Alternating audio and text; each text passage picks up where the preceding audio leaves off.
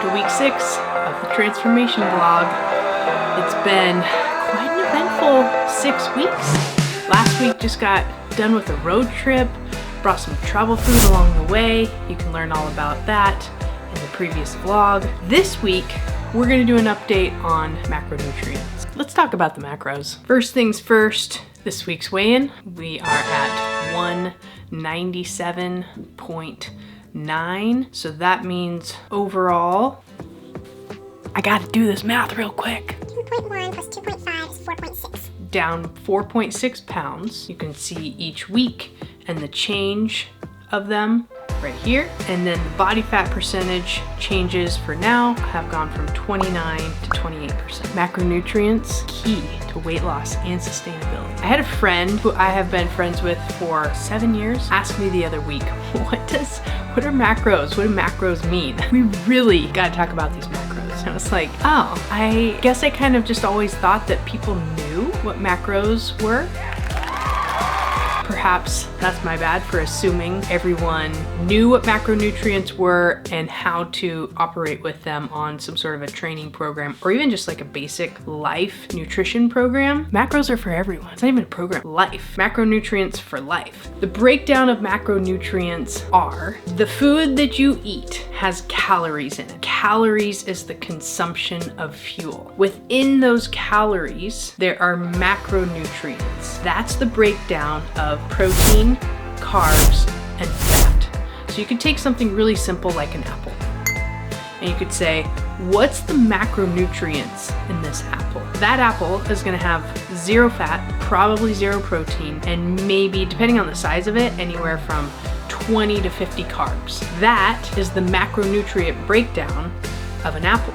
The same apple probably has anywhere from 100 to 200 calories in it. Now you could take a piece of 4-ounce lean chicken, look at the macronutrients for that, probably sitting at 120 calories, anywhere from 20 to 30 grams of protein, 0 carbs, and maybe anywhere from 1 to 3 grams of fat. The macronutrient for that chicken at 120 calories is higher in protein than the apple that was higher in carbs. And I wouldn't say one's better than the other. It's just maybe more understanding and working with the macronutrients that work for your body and for your goals, whatever it is that you are doing in your day-to-day life. If you are on a training program, if you lift weights, if you like to run, if you like to run far, if you like to sprint, there's so many different factors that come into what a nutrition profile could or needs to be. But the basic breakdown for you can understand of what I'm doing this week. It's week 6. I'm down to 1,700 calories. My macronutrient breakdown is 35% of those 1,700 calories are coming from carbs, 30% of those 1,700 calories are coming from fat, 35% of those 1,700 calories are gonna come from protein.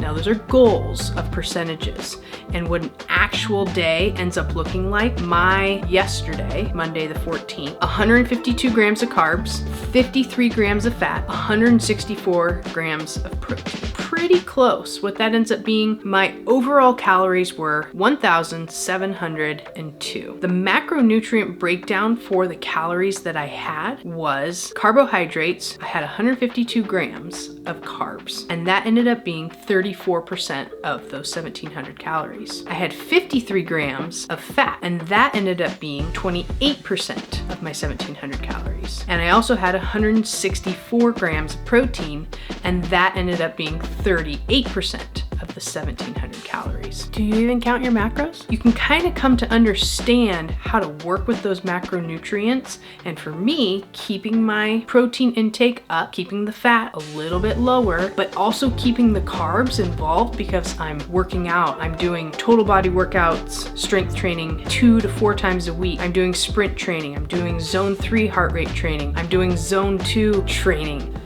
I need a nap. There's a lot of movement that's happening with this, and I'm not just only doing nutrition. Who doesn't love naps? And this is really cool part about MyFitnessPal. It'll show you the breakdowns and the grams and what part of your day had the highest protein in it, had the highest fat in it, had the highest carbs in it. So you can learn and make adjustments for the next day.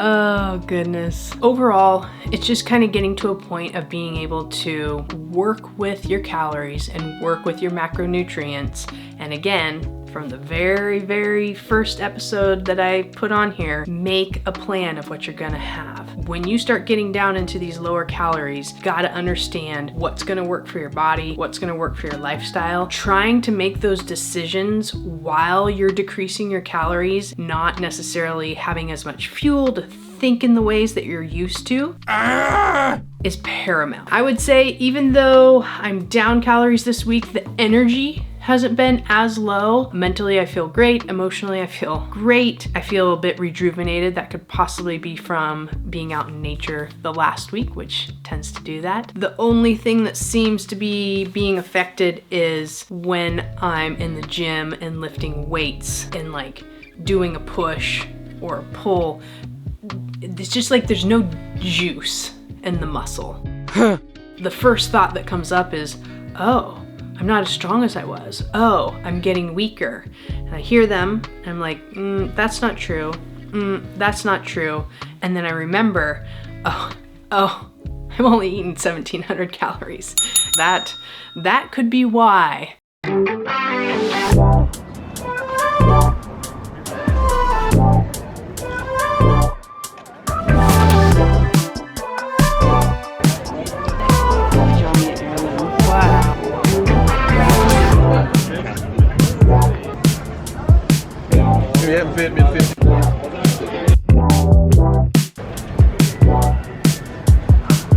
Yeah, still trekking on the path. Week 6, moving strong here. Feeling good, down almost 5 full pounds, down 1 whole percentage of body fat, and still moving along. Here we are in October. It's one of my favorite seasons of the year, and then on into November. So excited to see what happens next. All right, we'll catch you all next week.